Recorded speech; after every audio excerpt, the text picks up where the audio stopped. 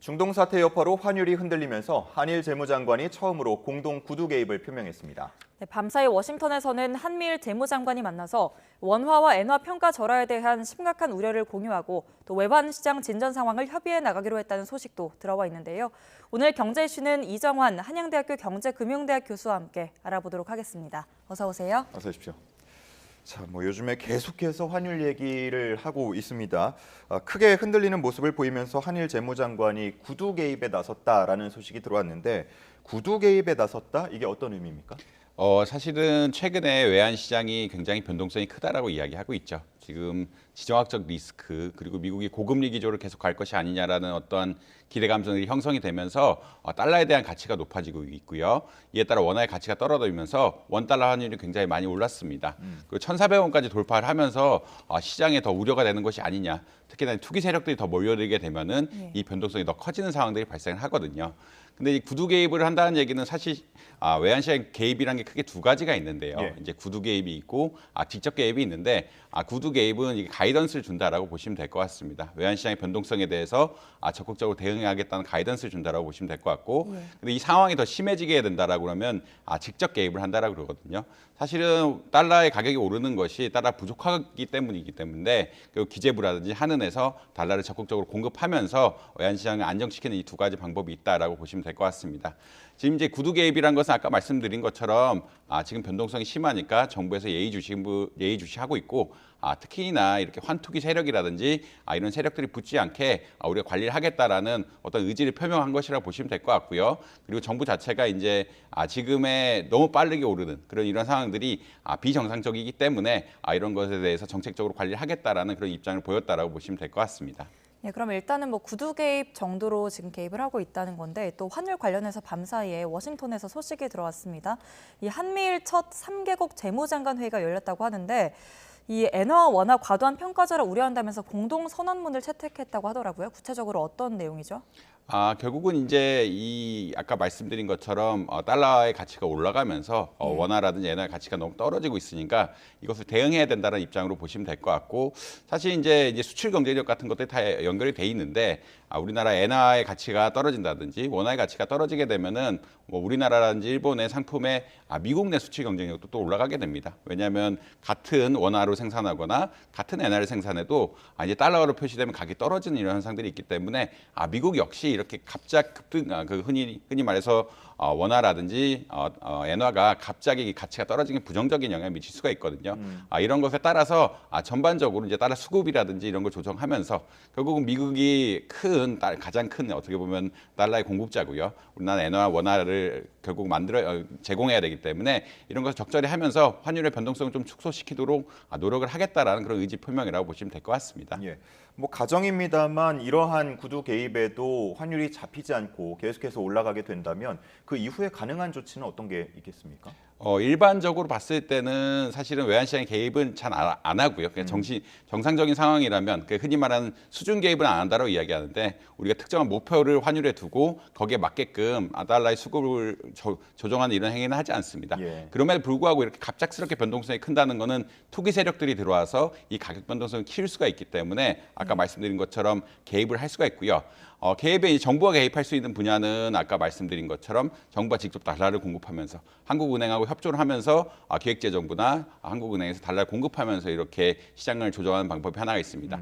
그 다음에 이제 최근에 많이 나오고 있는 얘기는 국민연금이 환해지를 통해서 이제 개입한다라고 이야기하고 있는데 국민연금이 환해지를 한다는 것은 선물안을 판다라고 보통 이야기하는 선물안 포지션을 이렇게 잡게 되는데 사실은 선물안을 이쪽 사주는 측은 외국계 시중은행입니다. 외국계 시중은행이라는 것은 결국 외국에서 달러를 가져와서 수수료를 받고 이렇게 환해지를 해주는 구조이기 때문에 이게 우리나라 국민연금이 환해지를 하면 할수록 외국의 달러가 올 수밖에 없는 이런 구조가 형성이 되면서 달러 수급이 좀 원활해지는 이런 경향들이 있다라고 한번 보시면 될 것 같습니다. 최근 뉴스 나오는 거는 1,410원대가 되면은 국민연금이 원래 환해지를 안 하는데 이번에는 환해지 포지션 같은 건 좀 늘려서 달러 유동성을 공급하겠다라는 그런 생각을 보이고 있다라고 보시면 될 것 같습니다. 네, 이렇게 환율 이슈가 좀 있는 가운데 간밤 뉴욕 증시는 이제 혼조세를 보이다가 하락 마감했습니다. 그런데 이제 미국 연준 금리 인하 시점을 두고도 좀 시장이 얼어붙은 모습인데 이제 또 파월이 또 매파적인 발언을 했잖아요. 사실상 금리 인하 더 미뤄진다고 봐도 될까요?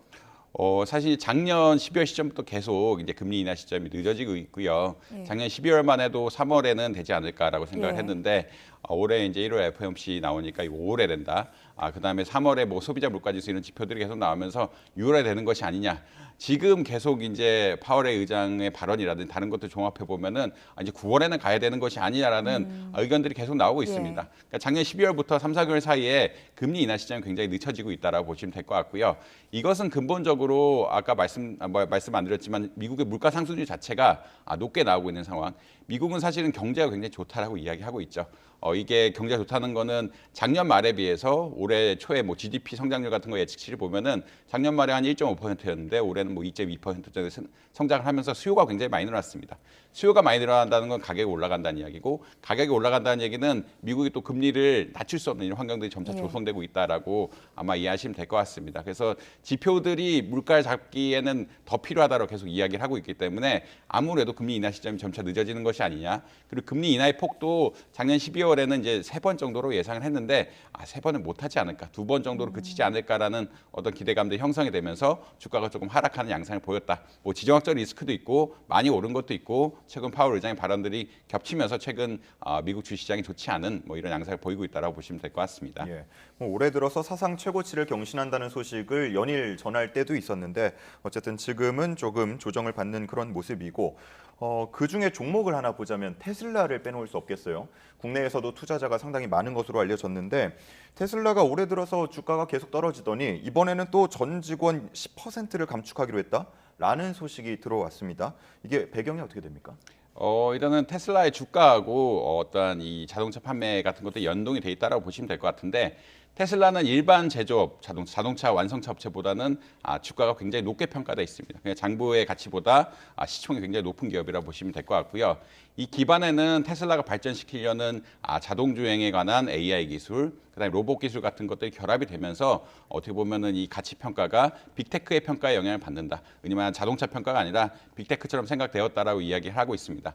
근데 이제 최근 자동차 시장, 전기차 시장의 어떠한 가격 경쟁력 같은 것들이 좀 떨어지기 시작하면서 중국이 이제 싼 전기차를 굉장히 많이 내놓고 있고요. 예. 이거 경쟁하려 그러면 테슬라 역시 어떻게 보면 라인업을 좀 바꿔가지고 저렴한 차를 만들어야 되는데 이런 이행 과정에서 좀 어려움을 겪고 있고 실제 수요 자체도 이제 자꾸 저렴한 쪽으로 가니까 테슬라가 파는 고가의 전기차 업체가 고가의 전기차 라인이 이제 좀 판매가 어려워지는 것이 아니냐라는 좀 우려가 있고요. 실제 실적 역시 올해 이제 조금 예측보다 안 나온 사실은 2020년 이후에 처음이라고 이야기하는데 예측보다 좀 덜 나온 이런 현상들이 발생을 하고 있거든요. 결국 실질적인 매출이 줄어들면서 어떤 공장 라인업을 어떻게 보면은 정리해서 비용을 최소화하는 구조를 만들어야 되고요. 근데 이제 이게 아무래도 전기차 투자가 좀 미뤄질 수밖에 없다 보니까 사실 고용이 많고 투자가 잘 돼야 미래 AI 기술 같은 것도 발전이 빠른데 이 자꾸 이게 실적이 나빠지는 것들이 아까 말씀드린 이제 자율주행이라든지 로봇 기술 발전을 좀 더디게 하는 것이 아니냐라는 그런 우려까지 겹치면서 주가가 꽤 많이 빠지고 있다. 이게 두 개 연관된 문제지만 같이 해석을 할 수 있다라고 보시면 될 것 같습니다. 예, 테슬라뿐 아니라 사실 전기차 시장 자체가 몇 년 동안 좀 두 자릿수 성장을 기록하고 있었잖아요. 그러면 이런 흐름이 전반적으로 지금 주춤한 거라고 봐도 될까요? 사실 전기차의 가격 경쟁력이 문제라고 보실 수 있을 것 같은데요. 네.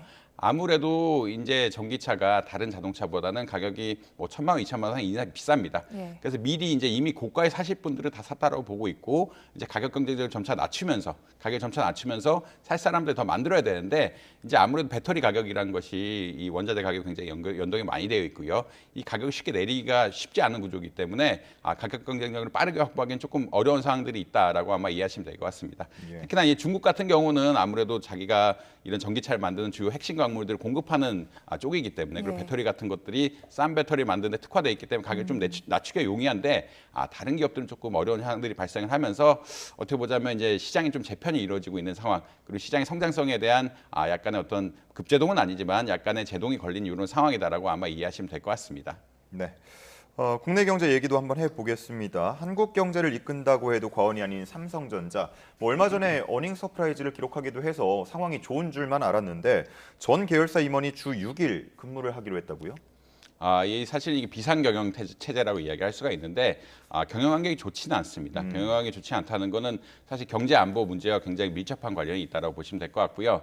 사실 반도체가 AI계 뭐 석유라고 보통 이야기를 많이 하는데 반도체가 없으면 모든 전자기기가 안 되기 때문에 미국이라든지 중국이라든지 반도체를 자체 생산하려고 굉장히 많이 노력을 하고 있습니다. 그래서 자체 생산한다는 건 자국 내 생산, 그 자국 기업의 생산을 독려한다는 이야기고요. 그럼 독려한다는 이야기는 어떤 거냐면 최근에 이제 산업정책이라고 이야기하는데 보조금을 굉장히 많이 주기 시작합니다. 그러니까 예전에는 그냥 삼성전자나 하이닉스나 자체 생산한 것, 그러니까 우리나라에 생산한 것을 해외 수입해가면 됐는데 이제 경제안보 시대라는 것은 결국은 중국의 공급망이라든지 미국의 공급망 같은 것들이 분할될 수 있는 시대가 오면서 예. 자국 내 자꾸 유치를 하려고 하고 자국의 반도체 기업을 만들려고 하니까 이제 보조금들이 한쪽 굉장히 많이 나오고 이렇게 하면 경쟁이 되게 치열해질 수밖에 없는 상황이다라고 보시면 될 것 같습니다.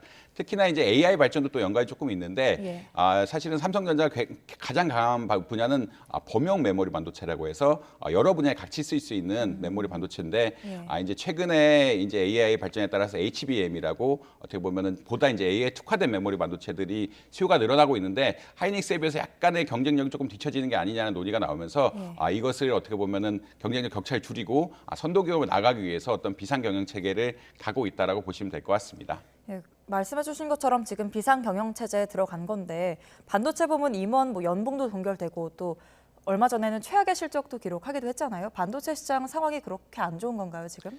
사실 반도체 시장 상황은 반등을 하고 있고요. 예. 이제 반등을 하고 있다는 이야기는 어떤 거냐면 이제 저점을 찍고 재고가 이제 재고 소진되면서 뭐 미국 마이크론 같은 경우에는 뭐 내년까지는 재고가 더 없다. 우리 생산 요소를 다 만들어서 물건 다 팔 수 있다라는 그런 정도로 수요가 늘어나고 있는 상황입니다. 예. 아까 말씀드린 것처럼 AI 시대 그리고 생성형 AI 이런 것들이 본격화되면서 데이터 센터 등 모든 반도체 수요가 굉장히 많이 늘어나고 있어가지고 삼성 역시 이제 수요는 늘어날 것이다라고 생각을 하고 있는데 그 자체가 문제라기보다는 이제 경쟁에서 계속 초격차를 유지하고 미래를 이기기 위해서는 예전하고 그러니까 코로나19 이전하고 환경이 너무 바뀌었다라는 그게 가장 중요하다고 보시면 될 것 같거든요.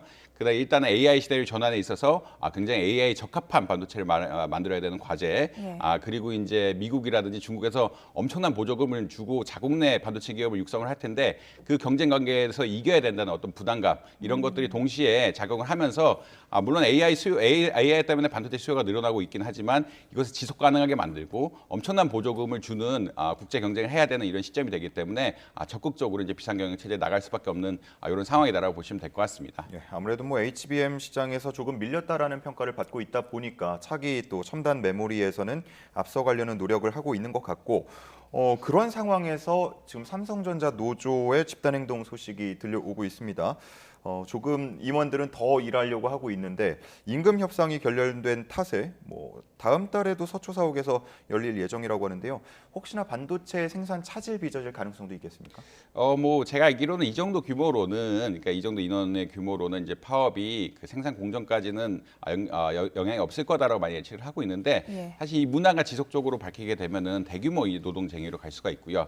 특히나 반도체 같은 경우는 생산 공정에 한번 쓰면은 어렵습니다. 한꺼번에 전 프로세스에 대해서 관리를 해야 되기 때문에 이제 문제가 된다라고 보시면 될 것 같고 최근에 TSMC에서 지진이 났을 때 반도체 수급이 문제가 되는 게 아니냐라는 그런 이야기를 할 정도로 한 군데가 멈춰버리면 이 전체 생산이 안 되는 굉장히 세밀한 공정이기 때문에 지금 자체는 어떻게 보자면 이 정도 규모로는 생산 공정이 멈춘다는 그런 게 없지만 조금 이 임계치를 넘어가서 조금 많아지게 되면은 어떻게 보면 삼성전자의 신뢰성이라든지 경쟁력에 치명적인 타격을 줄 수가 있기 때문에 이 반도체 공정의 특성상 뭐 자동차라는 이런 거랑 굉장히 달라서 한번 멈추면 돌리기가 굉장히 어려운 또 수급을 맞추기 어려운 이런 상황들이 있기 때문에 삼성전자에서 유의 있게 관리하고 있다라고 한번 보시면 될 것 같습니다. 네, 그러면 이어서 이커머스 시장 이야기도 한번 해보려고 하는데요. 이커머스 시장은 요즘 뭐 관심도 많이 받고 또 뜨거운 모습입니다. 쿠팡이 회비를 58% 올리기로 하면서 여기서 나오는 사람들을 잡기 위한 경쟁도 치열하다고 하던데 어떤가요? 사실은 이제 흔히 말하는 멤버십 비용이라고 이야기하죠. 멤버십 비용이란 보통 멤버십이란 것은 멤버십을 가입하면은 혜택을 많이 주는 무료 배송이라든지 빠른 배송이라든지 뭐 네이버 같은 경우에는 적립금을 높게 쌓아주고 이런 것들을 한다라고 보시면 될 것 같고요. 근데 이제 가격을 올리게 되면은 혹시 이제 다른 쪽으로 넘어갈 수 있지 않을까. 그러니까 지금 5,000원 정도에서 7,000, 8,000 그쪽까지 올라가는데 이 가격이 오르게 되면은 아무래도 이제 그 쿠팡을 쓰던 사람들이 다른 쪽으로 넘어가지 않을까 하는 그런 의견들이 펼치면서 어떻게 보면 이커머스 프로모션이 일어나고 있다. 그러니까 네이버라든지 G마켓이라든지 컬리라든지 이쪽에서 적극적으로 나오는 사람들을 끌어들이려는 이런 노력을 하고 있다라고 보시면 될 것 같고요. 이것은 아무래도 어떤 시장의 점유율이 주는 어떤 효과, 그러니까 이런 유통업체 그리고 특히 플랫폼 업체 같은 경우에는 30%는 유지해야 된다고 보고 있거든요. 30% 수준이 가면은 흔히 말해서 규모의 경제라 그러죠. 사람들이 많이 모이게 돼서 고정적으로 수입도 나오게 되고 물류 같은 측면에서도 한꺼번에 처리할 수 있으면서 효율적인 측면에 도입을 하면서 플랫폼에서는 아무래도 이렇게 많이 모일 수 있는, 그러니까 시장 점유율이 어느 수준 이상 돼야 된다라는 그런 생각이 있기 때문에 지금 쿠팡이 어떻게 보면은 쿠팡의 어떤 충성 고객들이 좀 빠져나올 수 있는 상황이 되었기 때문에 네이버라든지 다른 이커머스 업체에서 굉장히 끌어당기려고 하고 있는 이런 상황이라고 보시면 될 것 같습니다. 예, 요즘에야 무료 배송이 상당히 흔해졌지만 과거를 조금 거슬러 올라가 보면은 3, 4천 원씩 택배비 낸 경우 많았거든요. 그리고 멤버십 비용이 8천 원까지 오른다고 해도 두세 번 정도 배송비라고 보면 될 텐데 그럼에도 이커머스가 이렇게 멤버십 고객 확보에 열중하는 이유 뭐라고 보면 되겠습니까? 아까 이 시장 점유율을 이야기를 했는데 멤버십을 가지신 분들은 충성 고객입니다. 왜냐하면 그쪽에서 사면 살수록 혜택이 누적되는 거기 때문에 사실 이제 멤버십을 보통 하면은 구매 횟수랑 관계가 없거든요. 그러니까 내가 멤버십 5천 원 냈다 그러면 나의 효용을 극대화하기 위해서는 쿠팡의 멤버십이라면 쿠팡에서 소비를 많이 하는 것이 굉장히 좋습니다. 네이버 멤버십이라면 네이버의 모든 쇼핑을 몰아서 하는 게 굉장히 좋은 이런 상황이기 때문에 좀 이 멤버십의 효과가 굉장히 강하다. 사실 이제 미국의 아마존이 아마존 프라임을 만들면서 유통업체를 장악했다라고 이야기했는데 사실 이것도 멤버십이고 미국은 이틀 배송이 굉장히 그때 굉장히 핫 이슈였는데 그런 것을 달성하면서 굉장히 시장을 빠르게 점유했고 이 쿠팡이라든지 네이버라든지 멤버십을 한번 갖추게 되고 이것을 가지고 시장 점유율을 유지하게 된다라 그러면 굉장히 안정적이고 미래지향적인 수익 구조를 만들 수가 있기 때문에 적극적으로 또 투자도 할 수 있고 빠른 플랫폼도 만들 수 있어서 이런 멤버십 제도에 대해서 굉장히 열을 다해서 이제 어떻게 보면 육성하려고 하고 있다라고 보시면 될 것 같습니다. 예, 그러면 끝으로 부동산 소식도 알아보겠습니다. 이제 오늘 전해진 뉴스에서 압구정, 여의도, 목동, 성수동이 이제 토지 거래 허가 구역으로 다시 지정이 됐는데요. 투기 수요를 그럼 차단을 하겠다는 건데 그러면 서울에 대한 투자 수요는 살아 있다고 본 조치일까요? 서울이라고 한정 짓기는 좀 곤란한 것 같고요. 예. 이제 다른 쪽 재건축 같은 데는 강북이라든지 이쪽 좀 오래된 단지 재건축 수요는 오히려 좀 줄어들고 있다라 보고 있거든요. 예. 결국은 최근에 공사 단가 같은 것들이 굉장히 많이 오르면서 재건축할 때 돈이 많이 들어가게 되어 있는데 이 돈을 넘어서는 만큼 수익이 날 수 있는 데들이 결국 강남이라든지 흔히 말하는 1급지라고 보시면 될 것 같고 그렇기 때문에 이제 미래에 어떻게 보자라 인프라도 더 모일 것 같고 가격 오를 수 있을 만한데 그리고 내가 재건축을 한다든지 이런 거 있을 때 수익이 날 만한 데로 투자 수요가 몰릴 수밖에 없기 때문에 우리 압구정이라든지 목동이라든지 이런 쪽으로는 수요가 좀 몰리는 이런 구조다라고 보시면 될 것 같습니다. 반면에 이제 이런 것들이 안 되는 강북 쪽에서는 오히려 부동산 가격이 하락하는 서울 내에서는 이제 양극화가 일어나는 이런 상황이라고 아마 이해하시면 될 것 같습니다. 네, 여기까지 경제 이슈 짚어봤습니다. 이정환 한양대 경제금융대학 교수와 함께했습니다. 말씀 잘 들었습니다. 감사합니다.